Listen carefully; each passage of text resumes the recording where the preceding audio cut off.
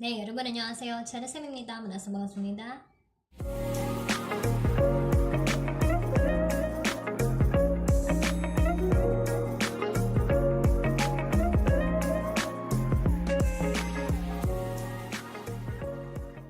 And welcome back to our 50 lessons with Chella Sam.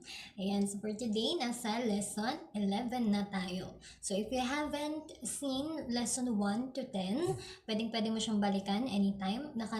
Nakalink sa baba sa description yung playlist from lesson 1 to 10 para sunod-sunod na at madali mo siyang makita. Especially yung first lesson, yun yung pinaka-importante natin kasi nga it is about writing and reading in Hangul.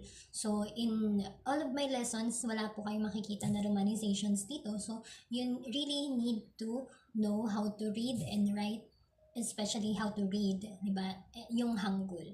And of course, you can only read it kung kaya mo siyang isulat. Tama? So, it's better for you to learn that para every time na nakikita mo yung mga Korean words na ginagamit natin dito, di ba? You already know how to read them. So, what's our lesson for today? As you have seen sa ating thumbnail, the lesson for today will be about when. Right? So, in the previous lesson, we've learned how to say the directions, right? Because we used the location marking particles e and eso. Now, we will learn how to say when and how to answer the question when. So, if you're ready, get ready with your pen and your paper. At syempre, ayos ka na din ang upo mo. Class mode on ka na. Dapat study mode on. And before we proceed, of course, hindi natin pwedeng kalimutan ang ating 1, 2, 3, shout out! Okay, so our shout out for today is a special shout out for the team of Korean with Chella Sam. And so sobrang na-appreciate ko kayo guys for helping me in this YouTube journey and syempre na rin, di ba, sa inyong kasipagan sa pag-promote at sa pag-handle ng ating GCs. And thank you, special thanks dun sa mga gusto kong i-mention ng mga tao, to AB, to Grace, to Dennis, to Cedric, to sino pa ba? Baka hindi pa ako na-mention. Si Gracia, and to JP, Samuel, siguro yung mga mga hindi ko nabanggit, diba, sila Ram, alam niyo na yan, kilala niyo na yung sarili niyo. So, gusto kong mag-thank you sa inyo for being always supportive, guys. So, we've been here sa lesson na to, lesson 11, because you've been supporting me very much. Kahit hindi niyo naman ako ganun kamag-anak or kaano, diba? And so, thank you so much for your support, guys. Maraming salamat. 정말 감사합니다. Ayan. So, bago pa tayo magdrama, let us now move sa ating lesson. So, our lesson for today is about when. When. So, first, paano sabihin ang when in Korean? That is 언제. 언제. So, remember, this is o vowel sound. It's not 언제 or unje. This is 언제. O. Wide na o sound. Okay? 언제. And 언제 is different from 어제. What is 어제? Diba 어제 is yesterday. 언제, yung may niyon here, 언제, that is when. Okay, so now that we know paano sabihin yung when, i-apply na natin siya sa sentence. Agad-agad. First sample sentence we have is how to say, when did you do it? When did you do it? Now, anong tense dito sa sentence natin na ito? This is past tense, right? I bet you still remember how to conjugate a dictionary form to present tense, past tense, and then future tense. If medyo gusto mo siyang i-refresh, pwede mo rin siyang balikan sa ating mga previous lessons. Nasa lesson natin siya. I think that's lesson 3 or lesson 4. So, now we have past tense here kasi did, di ba? When did you do it? Kailan mo siya ginawa? Ang tinatanong natin is when, right? So, again, the pattern that we're going to use is first yung time, and then second is the verb. Okay? So, kung may object or subject, kung may object, pangalawa yon after ng time. Okay? Or ng onje. Answer natin sa onje. So, let's translate this one. So, when is 언제? Tapos, ang verb natin is do. Do is hada, right? Hada. And since past tense siya, ang past tense ng hada is hesoyo. Hesoyo. So, ganun lang kasimple. Meron na tayong 언제 했어요? 언제 했어요? When did you do it? 언제 했어요? Okay, kung gusto mo naman siyang gawing future tense, like when are you going to do it? Yan. So, usually in Korean, hindi mo naman na kailangan pang i-translate pati yung you, diba? Kasi madalas hindi na nila kailangan ng subject as long na kilala mo naman or gets mo naman na kayong dalawa yung nag-uusap. So, ibig sabihin ikaw yung tinatanong. Diba? So, you can just simply translate it to 언제. Tapos, i-future tense lang natin yung hada. Ang future tense ng hada ay 할 거예요. So, 언제 할 거예요? 언제 할 거예요? 언제 할 거예요? When are you going to do it? Diba? Sa English, ang haba-haba. Tapos sa Korean, ilang ano lang, diba? Ganun lang siya ka-ekse. Now, marunong na tayong magtanong ng when. Ngayon naman, aralin natin paano siya sasagutin. Sino ang sasagutin? Paano sasagutin ang question na when? Okay, so, there are vocab words na dapat mo malaman related to when. Ano-ano yung mga vocab words na yon? When being asked with 언제 or when, we need some specific words to answer. Like, katulad na lang ng, for example, magbibigay ka ng exact date. Pero since hindi pa natin yun tinuturo kung paano magsabi ng date, ng petsa in Korean, di ba? So, you can just use other words, katulad na lang ng today, yesterday, the day after tomorrow, yan naman now, earlier, later. So, yung mga ganong words ang pwede nating i-answer with 언제. Ang madalas nating na-answer, di ba? With the question na 언제 or when. So, let's study those words. First word we have here is 지금. 지금. 지금 means now. Now. 지금. So, meron ding isang word for 지금, which is yung 이제. So, 이제 is like more broad yung meaning niya. Pero pag sinabi mo talagang 지금, it's like, talaga, right now. Ngayon na. Ngayon is 지금. Right at this moment, while this is happening, 지금. Okay? Second word we have is 나중. So, 나중 is later. So, kung mahilig kang magpamamaya, 나중 will be your favorite word. 나중, later. And then, number 3, 아까. Okay? 아까 is earlier, but it means earlier today, within the day nangyari. Kanina, parang ganon, kanina siya. So, we cannot use earlier sa tinutukoy mong previously lang nangyari, pero kahapon pa. So, earlier is only for today. Earlier today, ganon.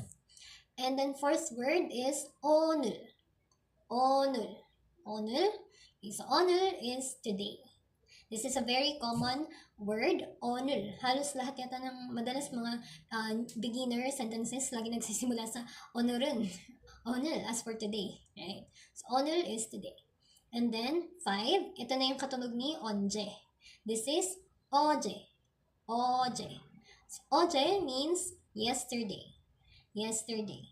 So, while I am reading these words, dapat mini-memorize mo na siya because later we will have a quiz regarding these vocab words. And next, we have 내일. So, 내일 means tomorrow. Tomorrow. 7, we have 모레. So, 모레 means the day after tomorrow. So, 2 days later, day after tomorrow, 모레. And then, number 8, 그저께. 그저께 means day before yesterday or 2 days ago. So, please remember these vocab words. Ayan. So if you're done with the vocab words, try na nating sagutin yung question natin kanina with onje. And then, let's use these words that we learned para ma-answer yung question na yun. Ang kulit ng mga transitions ko, parang ako nagtitiktok lang. Yan, let's answer na yung dalawang questions kanina. So first, di ba, we ask, 언제 했어요? 언제 했어요? So when did you do it? And since past tense siya, of course, ang gagamitin lang natin ng mga words is yung pang past tense din, di ba? That's why we answered here, 어제 했어요. 어제 했어요. I did it yesterday. Ang cute, diba? Magkatunog lang sila. 언제 했어요? 어제 했어요. So, when did you do it? I did it yesterday. 어제 했어요. And then, pag future tense naman, sabi natin dito, 언제 할 거예요? 언제 할 거예요? When are you going to do it? And then, we answered, 내일 할 거예요. 내일 할 거예요.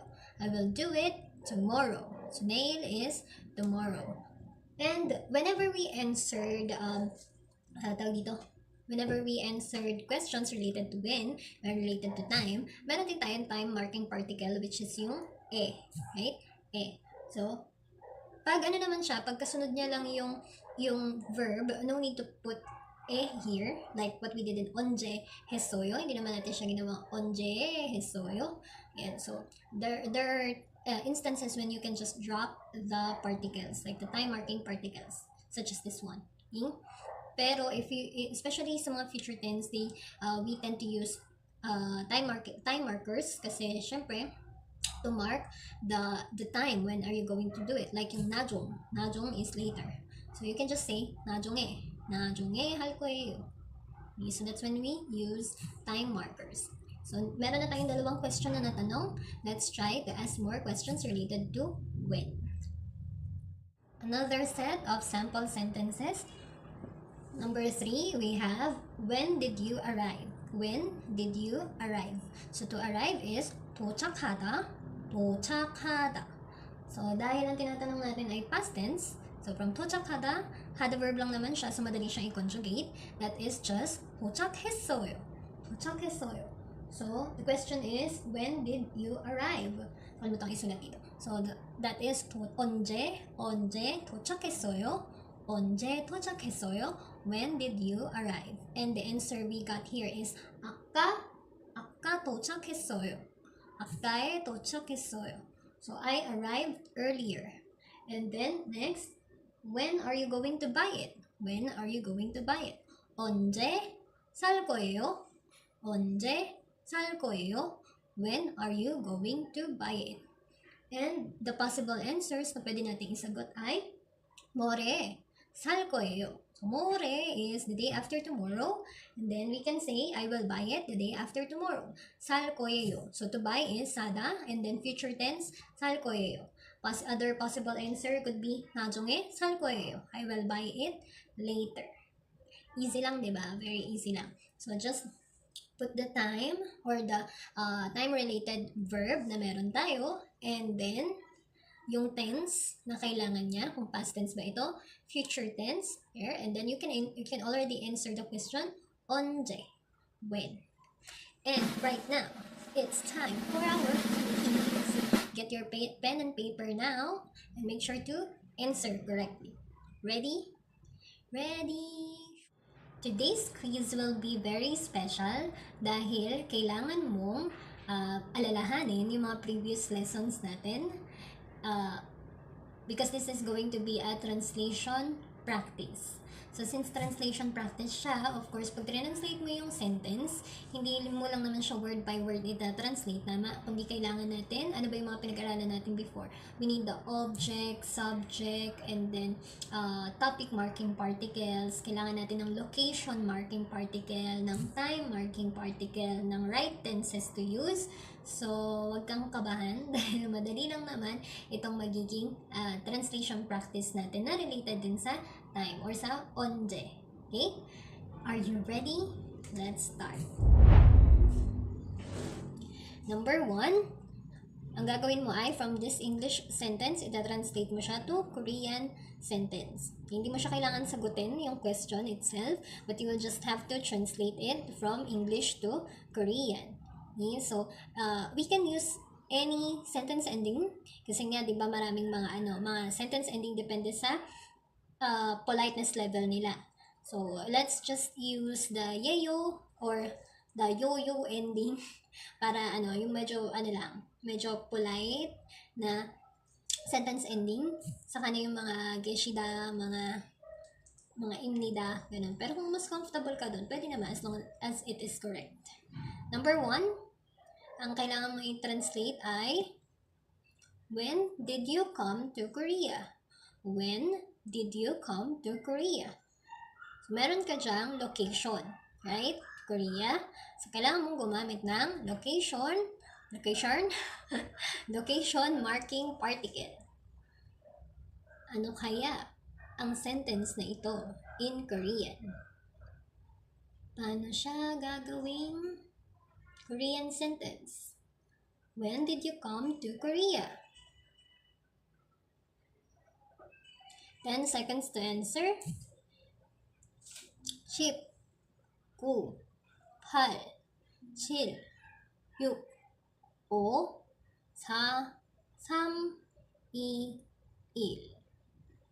Then, number 2, ibon. Ang sentence natin ay, I ate ramyeon yesterday. I ate ramyeon yesterday. Madali lang siya. Ang clue lang na mabibigay ko sa'yo, in sentence number 2, hindi mo naman kailangan na any particle. In this short sentence, you can just drop the particles para hindi ka mahirapan. 10 seconds starts now. 10, 9, 8, 7, 6, 5, 4, 3, 2, 1. And number 3, the sentence is, I will go to school tomorrow. I will go to school tomorrow. Meron tayong location. Therefore, you need to use location marking particles. And then, ano pa? Right tense and time markers. I will go to school tomorrow. School is hakyo. Tomorrow is nail. So, sinasabi ko na sa inyo yung mga vocabs, you just have to form the sentence. Let's count. 10, 9, 8, 7, 6, 5, 4, 3, 2,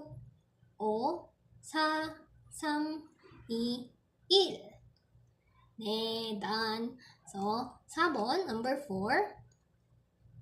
I will clean my room later.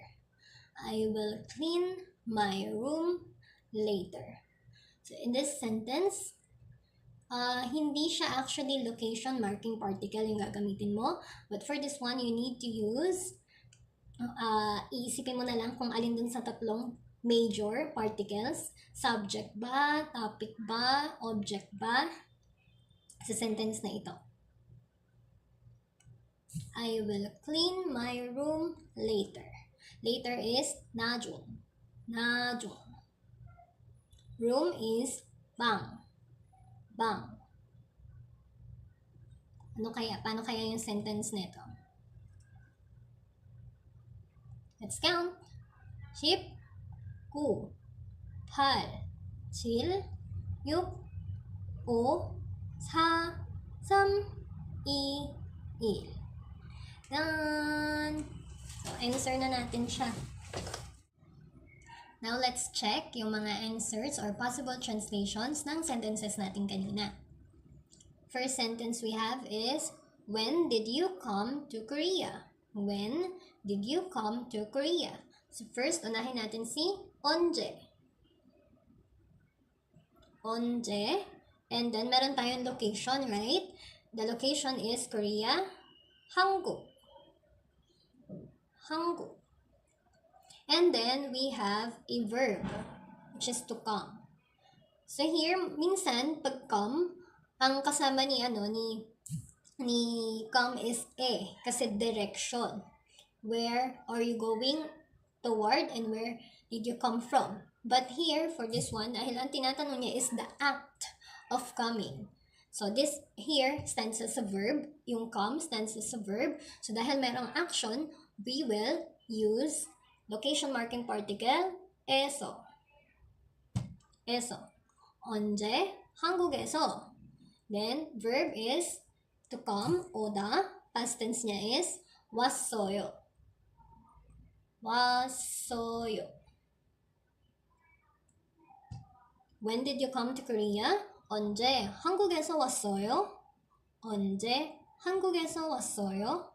When did you come to Korea? And then sentence number 2, I ate ramyun yesterday. So this kind of sentences, you can just drop the particles needed. So wala namang masyadong particle na kailangan dito. Pwede mo ramyunin, mogosoyo, pero you can just say ramyun, mogosoyo. Guys, again, you should never say this word as ramen.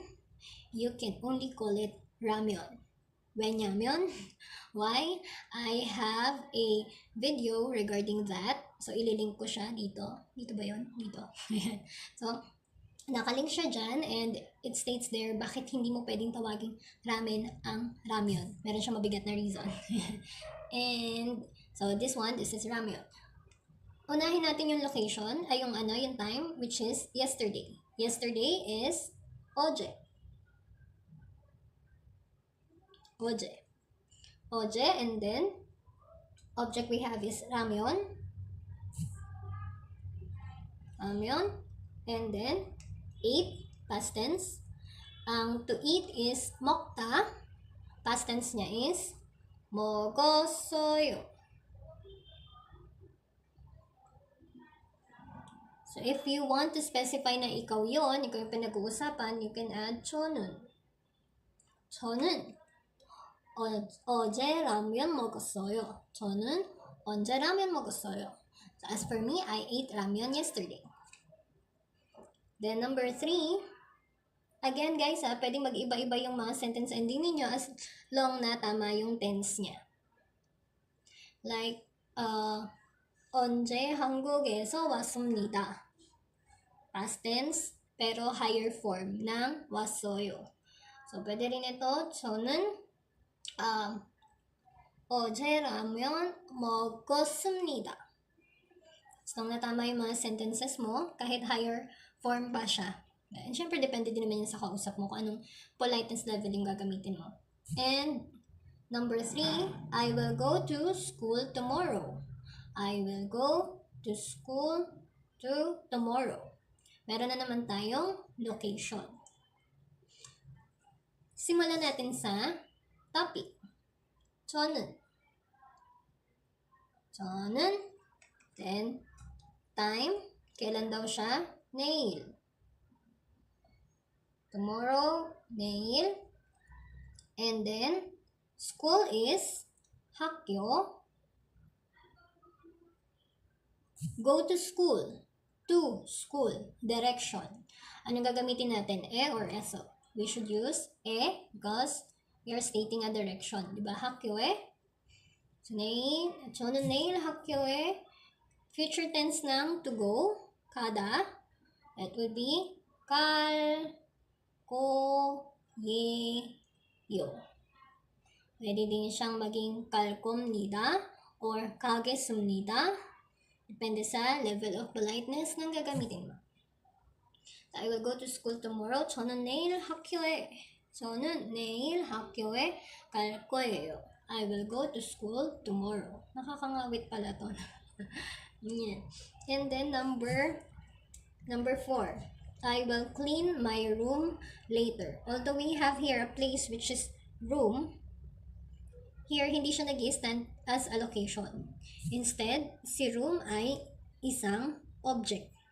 Here. Paano nangyari yan? So first, ano muna yung unahin natin? So let's write so.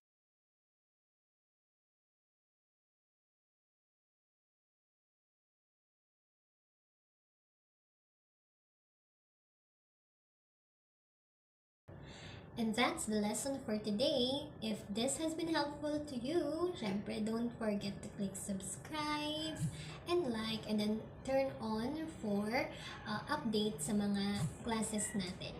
Okay? Any questions? If you have any questions, you can just send message to ChelloSem to my page, FB page, and I will entertain your questions there. Hindi na po ako nag-entertain ng PM to my personal FB account. So, doon na lang sa ChelloSem page. Maraming salamat! Annyeong ikaseyo!